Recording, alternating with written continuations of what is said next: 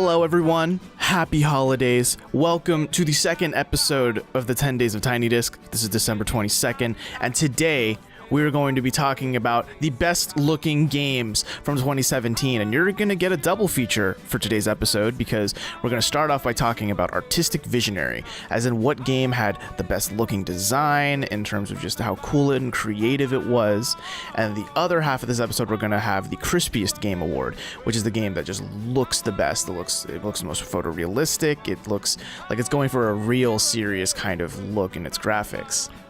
This is significant because we're actually handing out hardware. We're handing out awards for design and artistic and technical merits, and we are hype. I think, right? Yeah, no, I'm not hype. I hate this. Our trophy. Yeah, our trophies don't look near as good as the Keeley's trophies. Because we don't have that big of a budget. Yeah.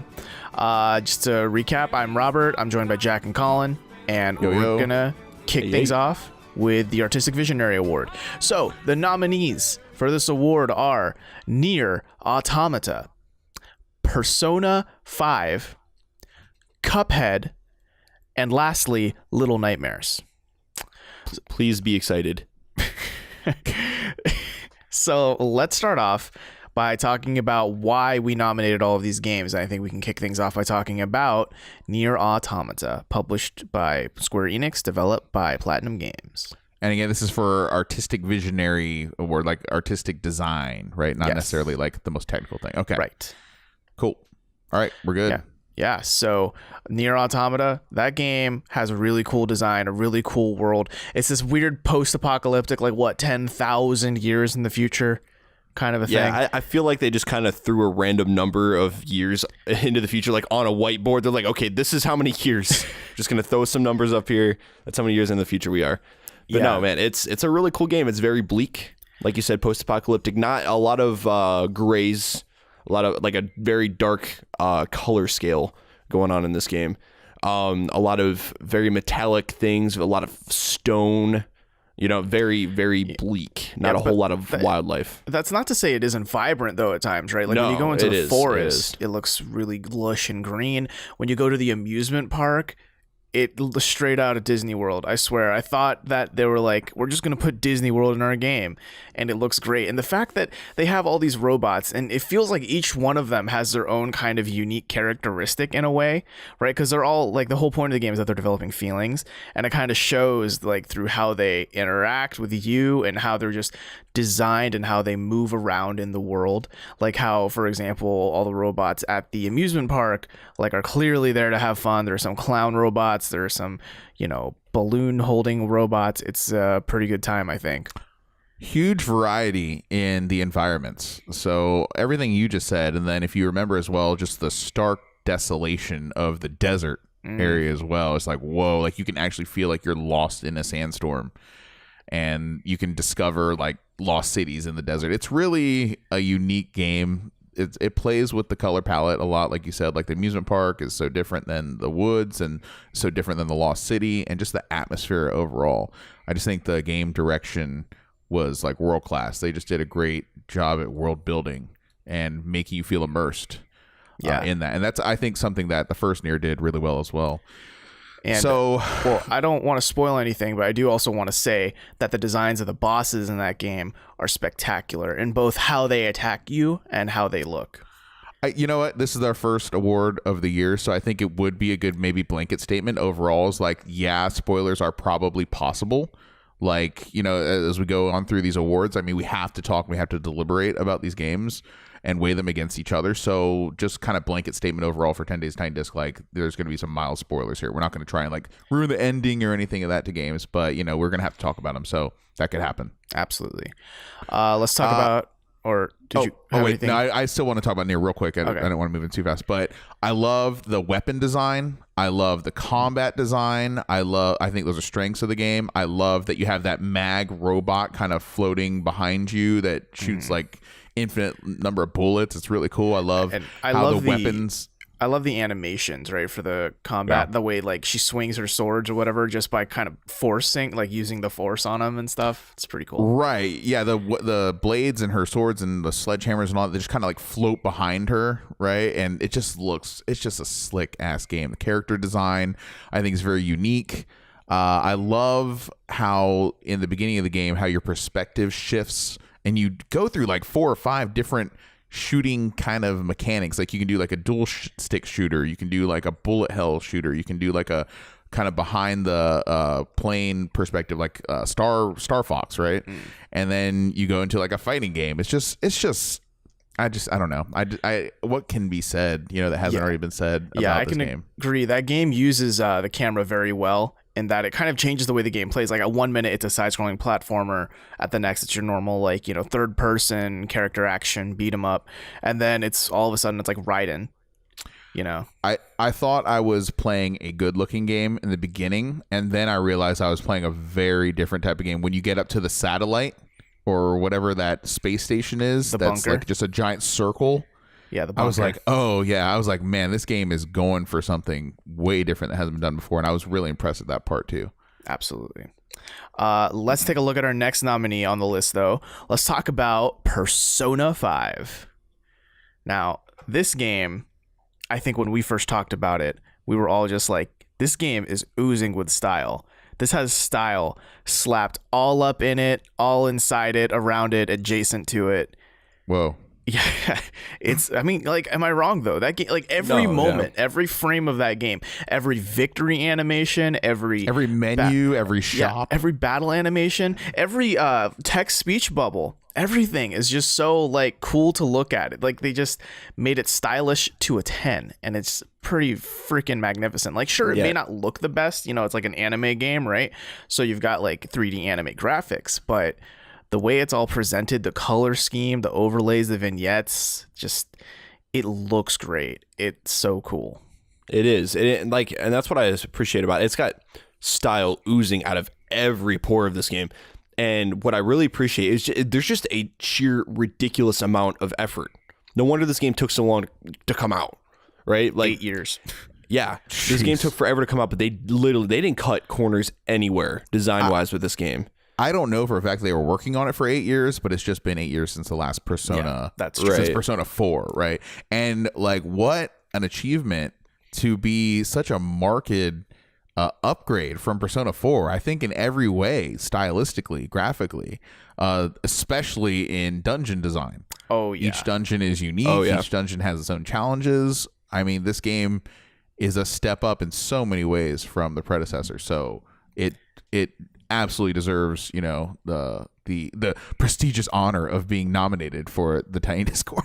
Yeah, because we know everything about design at all times. Oh, just all of it. Yeah. Yeah. No, I think the coolest looking part to me that really kind of sells it is the combat. Just everything about the UI of the combat. It's so slick, and it gives you the right amount of information so you know exactly what you can do and what you want to do, but it doesn't look like a boring turn-based like scroll through menus, choose your attack option, what do you attack, you know what I mean? Like, I'm thinking like old school Final Fantasy games, like those look like turn-based fucking games. This Persona game looks too cool to be a turn-based game, despite it actually being one, you know what I mean? Right. So no, it's a beautiful, beautiful game. Even people that don't necessarily enjoy video games, but maybe like anime, they have something to absolutely appreciate here. Yeah. Right. And once you get further in the game, the dungeon designs really only get better and maybe a little bit more fucked up, but they're really cool to look at. I've played Persona 3, 4, and 5. Never have I really stopped to just look at a dungeon in one of the games until this 5th game, because they put so much time and effort into them, and just how they look and how they're presented to you and what you run into and find. It is magnificent and truly a work of art, I think. I agree, man. It's it's even one of those games where, like, even if you have a roommate or whatever that doesn't give a shit about anime, like, they walk by the screen and they're gonna stop and do a double take and be like, what the hell is this? You know what I mean? Yeah. That's so good. Next on our list here, Cuphead. Cuphead.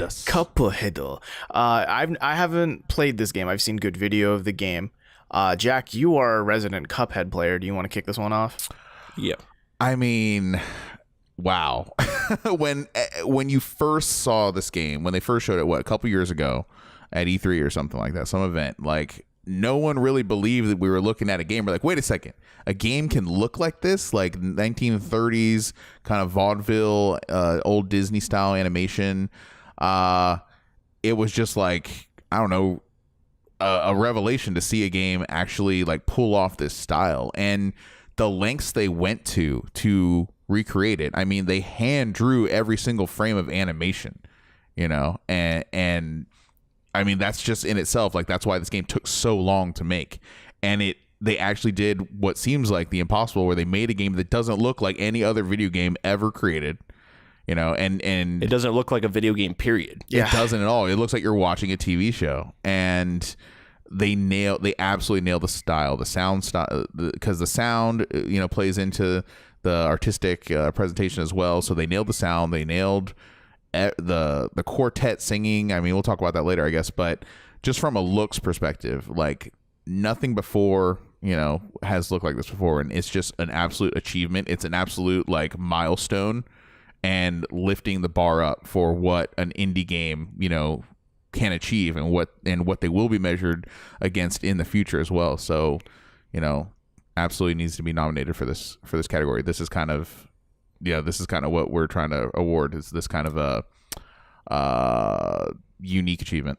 Yeah. Right. And we talked about the South Park game in a previous episode. Right. But I think that was the only other game before Cuphead that tried for a more like, this doesn't even look like a cartoon. Like, it looks like a literal cartoon type style. Yeah, it doesn't look like a game. It looks like a cartoon, yeah. Right. It looks just like South Park, whereas this one looks just like Steamboat Willie or whatever. Yeah.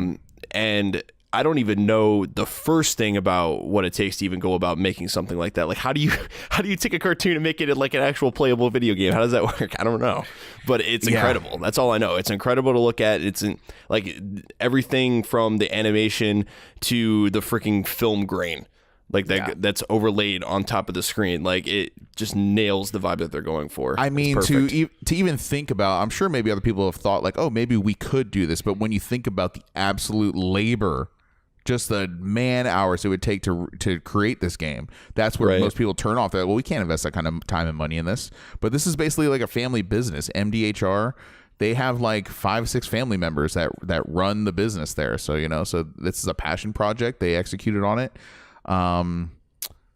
and the results speak for themselves. I mean, it's highly lauded. It's winning all kinds of awards left and right. So congrats to them. It shows that their work has really paid off, because I mean, they've been working on this for years. If I remember right, like one of the head developers like went into debt or something during the process of making this, and I want to say they took out a second mortgage on their house. Something like that. Yeah, I remember reading the headline actually. Now you say something. Yeah, and that was crazy. Hey, the blood, sweat, and tears have paid off, and it really shows. And like, I can't be happier that they're doing so well at the end of the year with all these award shows, including ours, which is of course the first and foremost award show you should go to. The premiere for all video game related needs. Our final nominee for Artistic Visionary, Little Nightmares. So this game is, like I said, I just feel like it keeps getting kind of swept under the radar. No one's really talking about it. It came out in April of this year, so an earlier release in the year. But I have just never seen a game that made me feel like I was actually in a Tool video as much as this game has. And it's just really creepy, really atmospheric, really terrifying, really disturbing. It's not like a little kid scary kind of game. It's like, no, this is adult ass horror shit kind of scary. Even though you play as a little kid.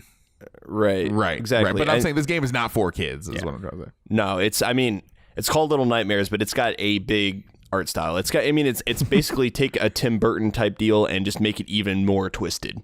Like, it's not a happy game by any means. No. But it's a unique experience, and it's because of that art style, the thing that they're going for, that it's so creepy. It gives me some like Tim Burton meets a darker feel, like Guillermo del Toro type stuff going on.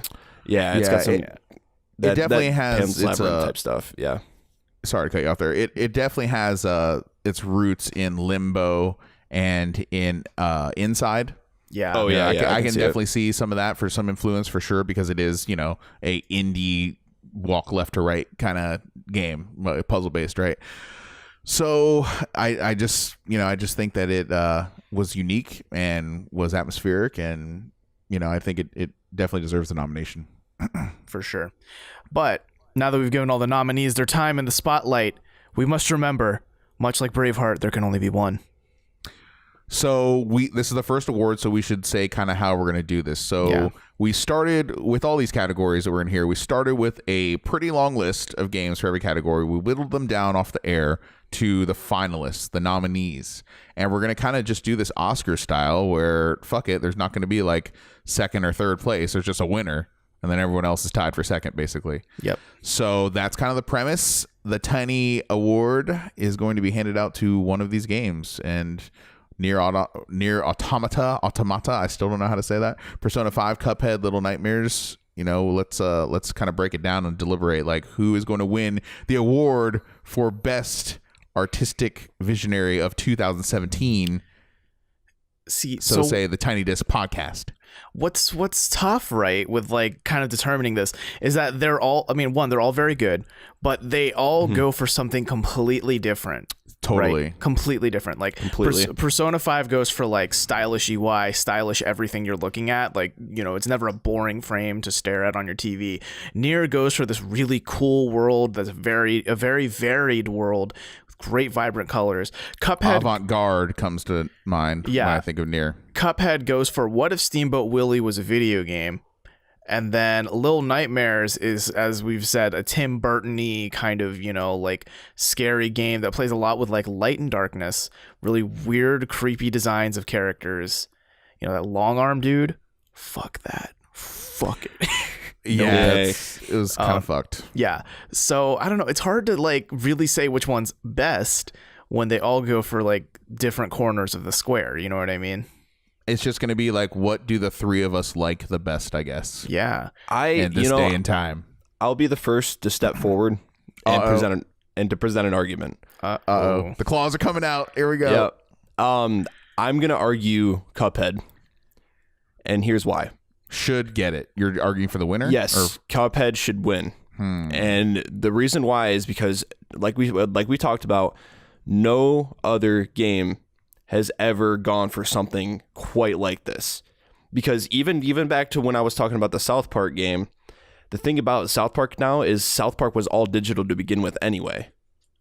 You know what I'm saying? Yeah. South Park had gone completely digital from their construction paper days a long time ago. And I forgot about that. Yeah, so whereas this whole Cuphead thing, they literally had to hand draw and do like I don't even know how this sort of thing works. Make like film cells or like art cells and work from the ground up to get all of these animations down, and just the sheer amount of man hours and how long it would take to do something like this, especially with such a small team, to get a result that's never been done before in game form quite like this. I mean, the only thing I can even mildly compare this to is the Steamboat Willie level in Kingdom Hearts 2. Yeah, that actually is a pretty good comparison. Right. But even then, that wasn't even quite the same thing. That was like, it was a 2D cartoon done in a 3D space. Mm-hmm. Yeah, that was nowhere near the level of manual work that went into Cuphead, right? Exactly. None of that was hand-drawn, if I think so. It was all 3D models. Is that right? Right. And Kingdom Hearts 2, it's all 3D models. Exactly. And compared to the other games, like we said, Little Nightmares is like, it's something that's kind of been done before in Inside and Limbo. And not that I'm holding that against it. It's still a fantastic, like, it still has a level of originality. Persona 5, you could actually argue that Catherine kind of already did it, because it was the same game engine. Yeah, but Catherine didn't have as good UI. No. I'm not arguing that for sure. And then, I don't know. I feel like Nier is going for a more like kind of photorealistic thing than the other games. And so it just doesn't, and not that it doesn't have strong art direction, I wouldn't say it's as strong as the other three.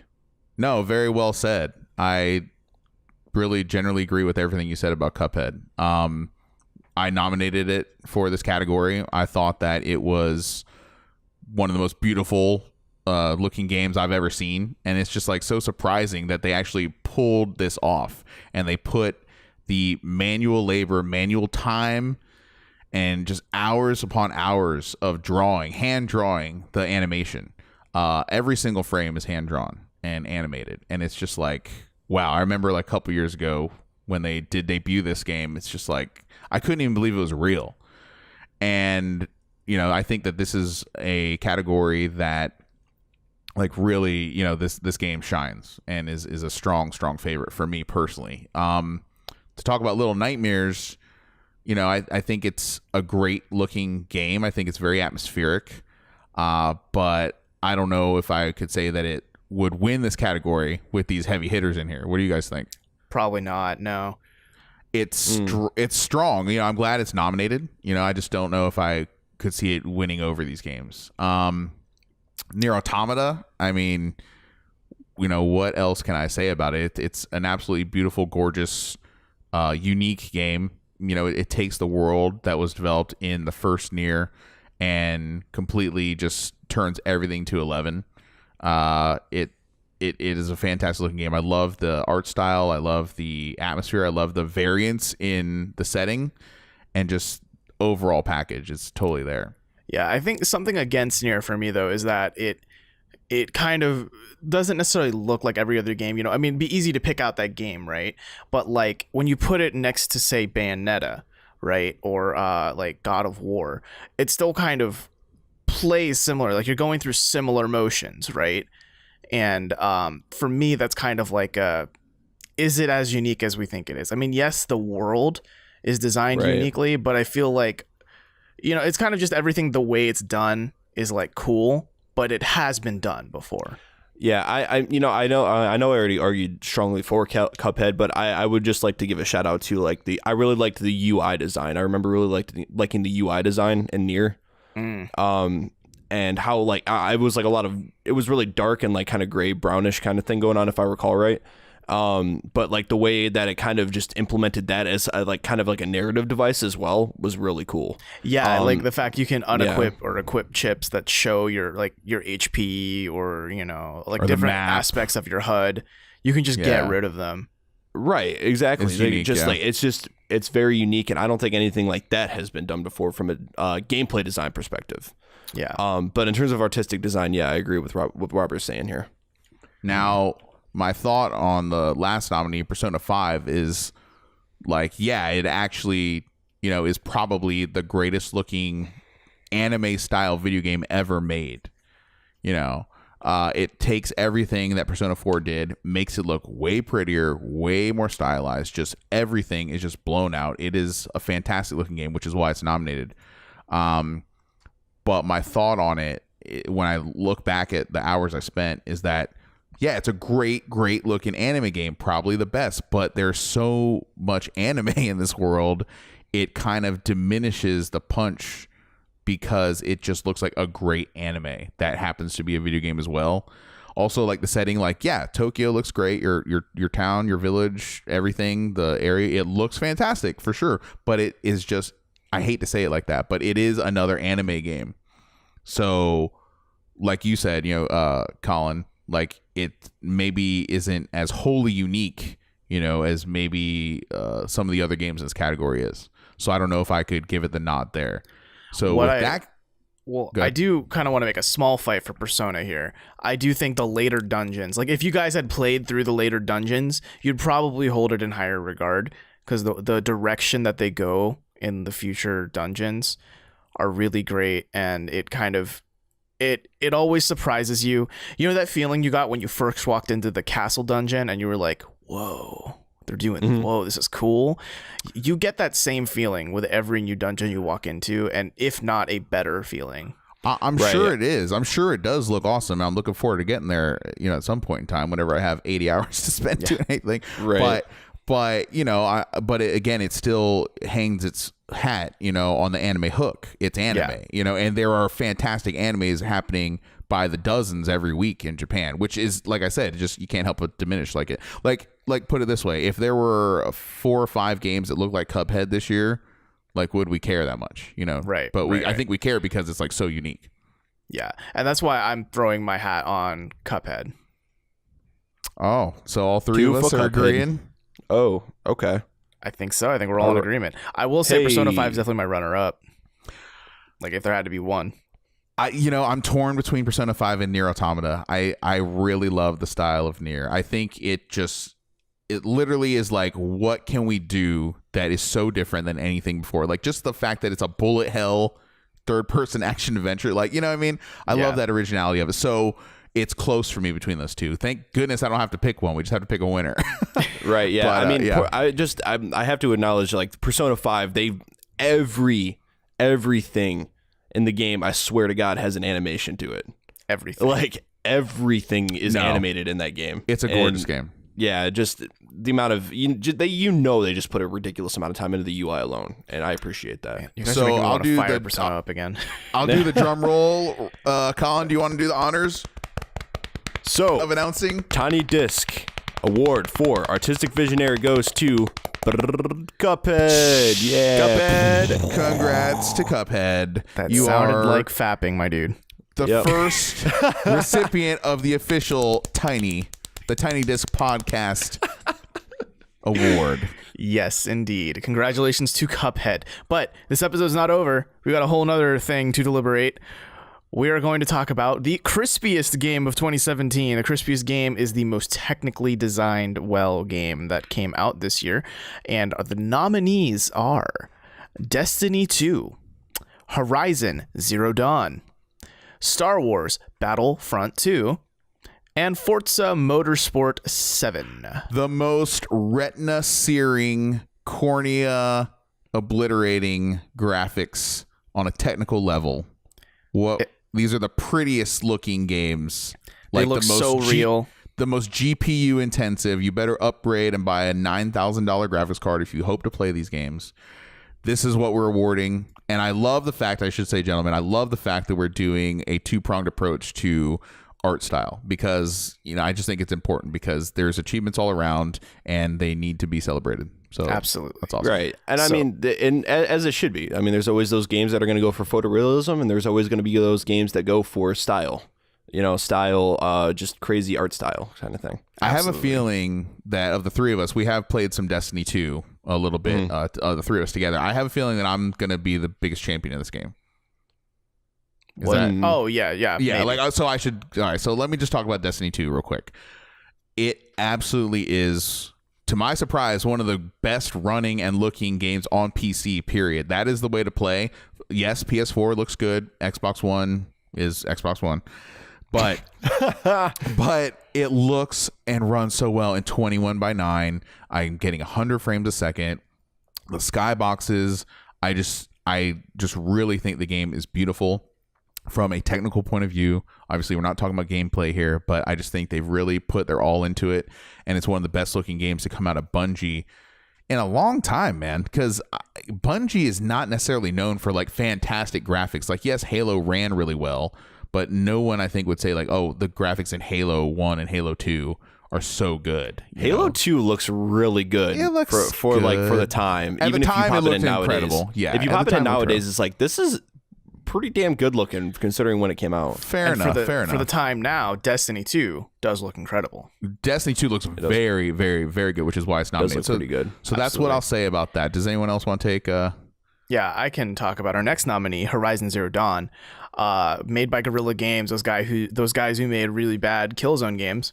And then they turned their time around, and here they are with Horizon Zero Dawn, this really weird game where you play as a huntress warrior in a post-apocalyptic world with robot dinosaurs.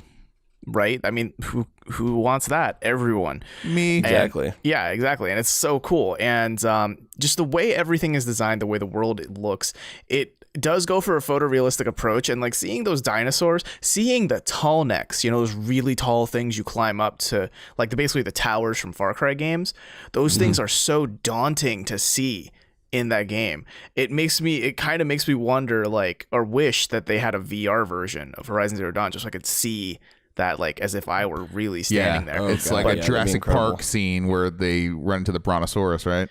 Exactly. Yeah. everything is designed so well, and it runs pretty solidly for a PlayStation 4 game. And I've said it before, and I'll say it again. That is the one game on a console that made me think, maybe I will invest in a PS4 Pro. Seriously. Just to see it in that. To speak to light. that point, I do actually I am playing Horizon Zero Dawn on a 4K TV with a PS4 Pro running at the dynamic 4K resolution. And wow.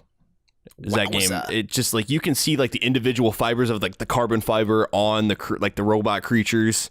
Like it was just so clear, and like the amount of detail on all the character models, the amount of like the vegetation. There's like a ridiculous amount of vegetation going on. The draw distance is way better than it has any business being on a console. Yeah. And I also want to praise its facial animations, by the way. Yes, they are very good. They were buggy in the beginning. They did patch it though, but the bugs were funny. Like first few days it came out. Yeah, I remember seeing that beta footage. But the facial animations are some of the best I've seen probably since LA Noire. And what the biggest thing with me with kind of breaking, I don't know, with immersion in video games, right, is clipping has always been really bad in the history of video games, right? Like things clipping through vegetation, hair clipping through clothes, all that stuff. This game is one of the first games I've seen that there is next to none of that. Like you walk through vegetation, it moves apart in front of Aloy. Like, you know what I mean? The hair is like, it just bounces on your back, and it's not clipping through your clothes or anything like that. Like there's no, like your headdress isn't clipping through your face or anything like, none of that. There's nothing like that breaks immersion. And I really appreciate that. And finally we're reaching that point where we can do that in games. Absolutely. Guerrilla Games have certainly achieved some really lofty goals with this game graphics wise. I mean, the engine, there's a reason why Kojima-san is using it for Death Stranding. The engine for Horizon Zero Dawn. Like this engine just runs beautifully. Even on a regular PlayStation 4, it runs great. It's more than playable. I would also say, I know we're not really evaluating this game based on the DLC, but I will just give a shout out real quick to the Frozen Waste DLC, because they actually went the extra length and they rendered the grass underneath the snow. You can't even see it, but when you start kicking up snow, you see all the grass like coming up from underneath it. It's just like really, really impressive. Where any other game would have just like left the snow, like left a white, bitmap there. They like, no, there's grass under here, and we're rendering it in real time. Yeah, the Frozen Wilds is definitely like a great thing to see coming here at the end of the year to kind of remind everyone, like, hey, Horizon Zero Dawn, it came out this year, remember? Yeah, it's still here. We're still here, motherfuckers. Yeah. We should talk about our next nominee here, Star Wars Battlefront 2. Controversy aside, that game is beautiful. It is one of the best looking games of the entire year. I think the Naboo level, I'm just really impressed with like the amount of shit flying through the air at any given time, and the fact that they are at a pretty solid frame rate is even more impressive. But DICE is known for this, right? They're known for their technical chops. All the games that they put out in that studio look phenomenal. They're bleeding edge technology. I think that the starfighter or the space battles, right, the flying battles, are particularly beautiful in this game. Single player, it's okay. It's okay. It's not the strong suit though of Battlefront 2. But I mean, if you're going to celebrate this game for anything, it's this category. Like technical achievement, it is up there. And I mean, everyone knows about this game already, so I don't have to say much. Yeah, I mean, it's the sound design is incredible. Of course, you got all of the classic Star Wars music. You got, I mean, they went out of the way to make sure that all of the sounds. It's just the game sounds like Star Wars. The game looks like Star Wars, and the fact that a game that looks this crazy can run on a console is kind of impressive, and speaks to the how well or how good DICE does in the department of optimization. And I mean, it's just it's an impressive game all around. Yeah, crispy. It's a crispy game. And I remember, like, I was never excited for this game, but when I played the beta, I was like, wow, this looks incredible. Like, I didn't expect it to look that good. It kind of blew my mind. But let's talk about our last nominee here, Forza Motorsport 7. Microsoft is betting the fucking farm that you are going to spend $500 on an Xbox One X to play Forza Motorsport 7. None of us did it, but I mean, that's not to say that we didn't play it on PC, where it also runs in 4K and it also runs, at a very good frame rate. So full disclosure here, like I didn't buy this game. I played the demo. However, the demo gives me what I need to see to evaluate the graphical quality. And guys, driving games look like real life now, basically. Yeah, they really do. They run like real life now. The consoles have come up, and the technology is there, where it's kind of like a disappointment if a racing game doesn't look phenomenal, right? So right. I think the strength of this is the rain technology, and I think that it is the way that the cars drive as rain puddles in real time, realistically, to the dips in the course. I think that is like the most impressive feat that this game did. So turn 10, hey man, you keep churning out these Forza games. You're kind of in a game all by yourself. I mean, yeah, there is Gran Turismo there, but it's definitely not keeping up, I would say. And I would say Forza Motorsport 7 is probably the front runner this year as far as racing game of the year. Absolutely, that's not a category we're doing, but I'm just saying it's up there. So it's a great looking game. What else can I say about that? I think I have the most experience between the three of us in Forza games. I played a lot of Forza Horizon 3, and yeah, it's the same in terms of like, yeah, it looks really, really good. And, so I kind of walked in knowing, expecting what I know. And I mean, I did the same thing as Jack. I played only the demo of Motorsport 7. But I walked in thinking like, I hope this looks as good as Horizon. And it, for the most part, didn't disappoint. It was, like a solid looking game. It was something where, I swear it was a real life like racetrack, and it was just a drone. I was just a drone following these real life cars, just driving down this track. Yeah, I will say, like, racing games in general have always been on the bleeding edge of graphics, I feel like. And I don't know if that's due to like the simplicity in forming the polygons of a car, because it's not like it needs to be as detailed as a human face or something. You know what I mean? So, even I remember a couple years ago when I actually played a racing game on the Dreamcast. I don't remember what that game was, but I was like, this looks insanely good for a Dreamcast game. Like, this has no business. Like, this looks like maybe an early Xbox game. Like, wow. Yeah. Like, I was like, this looks freaking good. But to your point with Forza Motorsport 7, I mean, I expect it to look good. It's a Forza game. You know what I mean? They're always at the bleeding edge of graphics technology and things like that. And the way, rain just like kind of flies off your windshield, the way, your character's hands look, in first person, gripping the wheel and steering and having all of your dash, your speedometer, your gas gauge, and all that stuff. Like the level of detail in these racing games nowadays are just insane. And Forza Motorsport is definitely no exception. And they are also, Turn 10 is a studio that knows their audience. They also have a camera mode where you can do the cockpit, but you can take away the steering wheel, because some people drive with their own steering wheels, like on their desk, right, on PC. And so that is so you see all the gauges and everything. You just have your own steering wheel in frame, which I think is pretty cool. Pretty fucking cool. So that's awesome. So we have to pick a winner, guys. What is the crispiest game of 2017 among these 4 nominees? What's the best way to do this? You guys want to say what your favorite is? I'm going to throw my hat on Horizon Zero Dawn. Oh, shit. I'm going right for it. I'm going for the jugular here. All right.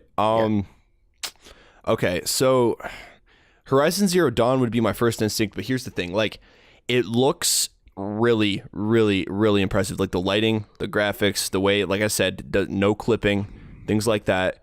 But I think it could look even better had it, like, if it wasn't like an open world game. And I think that's kind of like what these other games had the advantage over Horizon with, is like they're not really open world games per se, so they can render a lot more in those smaller spaces.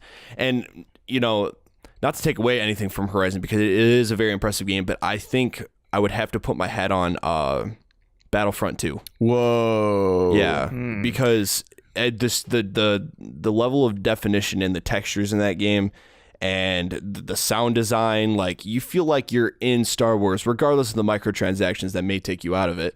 You feel like you're in Star Wars from a graphics standpoint, the lighting, the music, it's all there. And you can't deny, like, the level of detail that they put into this game. and just the ridiculous amount of photorealism. I mean, Mark Hamill is like almost to the uncanny valley how much Luke Skywalker looks like Mark Hamill. You know what I mean? See, I have to take issue with what you just said there. I mean, I think everything you pretty much said for Star Wars is spot on, but I actually have a problem with the character models. It seems like they're trying to make them look as close as possible to the actors without having to pay them like royalties for their likeness. They all look a little off to me. Like the Han Solo, is Leia in it? I'm pretty sure she looks a little weird. Yeah. Oh, actually, the old Leia in like the Star Wars Last Jedi like DLC looks real weird.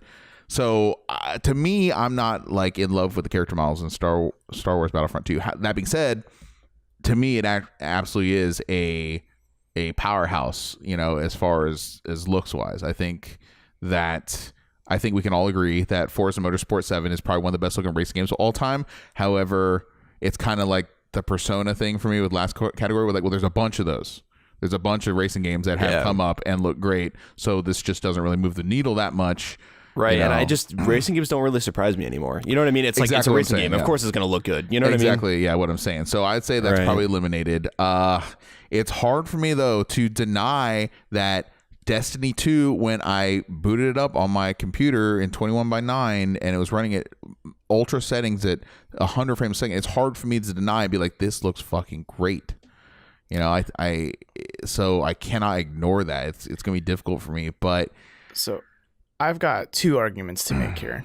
Okay. So one, for Horizon Zero Dawn, the fact that it is open world and still looks that magnificent, like it looks like it was made to be a linear game in terms of how much effort was put into each texture and each polygon, but they decided we're still going to keep it an open world.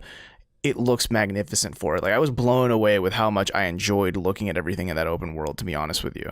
Yeah. So I think that's more of like a point for it than against it. You know, the fact that it's open world. Yeah, that's a fair point. And then with Destiny 2, now this isn't to say that technically it's not a good looking game. It's an absolutely great fucking game in terms of its runs looks, right? Perfectly. It does. It runs smoothly, and like you've got, you know, like great skyboxes, like you said, great environments. But with my time with the game, and this is maybe an unfair argument to say, but in my time with the game, I felt like I'm just being funneled to the goal. I'm being funneled straight to the quest marker to pick up my Saturn points so I can deliver it back to Titan or whatever. You know what I mean? Like it's just a quest fetching game. And because of that design, I could not give two shits about how the game, that game could look like Garbo, and I probably would barely notice because of the game's design philosophy. To be fair, like when we were playing together, like I did feel like you were kind of like rushing to the next point, and to me, like I've spent multiple times in Destiny 2 when I'm playing by myself, like just looking at shit. Like I really was like going slow, and I'm like, and I can't think of too many games. Horizon Zero Dawn is one of them, though, like that where I did that in a game where I just like walked around, looked, and was like, fuck, this looks awesome. You know, so right. I think that I did that in Destiny 2 because I wasn't trying to like rush. I definitely played faster than normal when we were playing together. Yeah, I mean, I think that's more hinging on the philosophy of the game design itself, right? Because Horizon Zero Dawn, being an open world game, I mean, you're more apt to stand there and kind of take it all in, right? You know, you have time to just do whatever the fuck you want and really look at your surroundings. I mean, for God's sakes, it has a photo mode. Yeah. You can literally take screenshots of wherever the fuck you want and make it look as good as you want.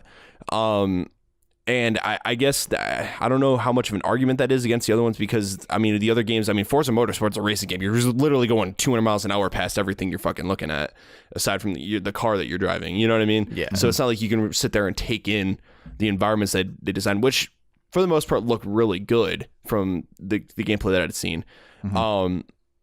But I don't know. I think I understand where you're coming from with Destiny 2. So I'm kind of teetering between Battlefront 2 and Horizon Zero Dawn, because Battlefront 2, yeah, you're getting the full Star Wars experience, and it does look good, but you know, you're jumping into a multiplayer game, and it's not like you're taking the time to really appreciate, you know, where you are. You are, but you're not. I don't know. Let me ask you this. How much weight does that argument hold? Let me ask you this, because I've had multiple issues in Battlefront 2. I don't know how much you guys have played, but I've had multiple issues in multiplayer where the lag is ruining the experience, like straight up ruining the experience. So like, how much does that factor into how good the game looks? If it's constantly chick, you know, and you have no control of your character, like, doesn't that kind of affect, like, you know, what we think of as how the game is performing and looking, or not? You tell me. I think not kind of thinking about it now, I think what we're getting into more is how do we experience the visuals rather than just looking at them. Yeah. Okay. You know what I mean? Like a still frame, like a still frame. Yeah, I think we should keep it like more surface level, like you said, still frame kind of deal. I will say this about Horizon.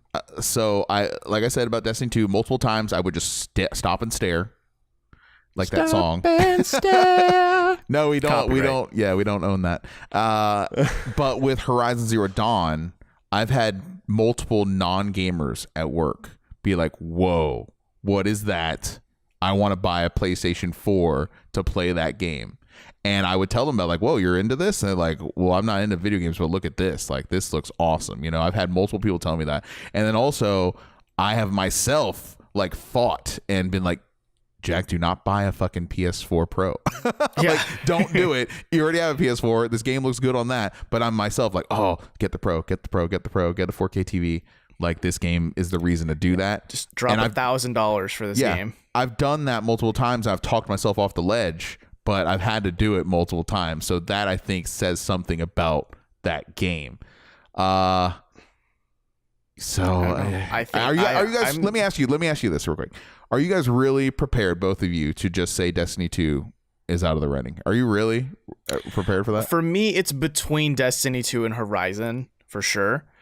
But I think Horizon ekes it out for me only because of how I experienced both games. And then, Colin, are you saying that you are between Star Wars and Horizon? Yeah, Star Wars and Horizon. I'm kind of starting to lean a little bit more towards Horizon now. I think that the overlap is important. I think we're all overlapping on Horizon. Because I'm going Destiny 2 Horizon probably. So does that mean that the Tiny Disc Award 2017 for Crispiest game is going to be going to? Don't say that yet. I'm just saying we're overlapping on it. Okay. What does that mean? If we can all agree that Horizon is one of the best looking games of the year, at least to some degree, all of these are. Yeah, that's what I'm saying. Yeah, but we all have that in common now. Then I think I would be comfortable handing this award over to Horizon. I agree. You know, I think it's unique enough. I think it's doing a lot of good things. I think it's a very good game.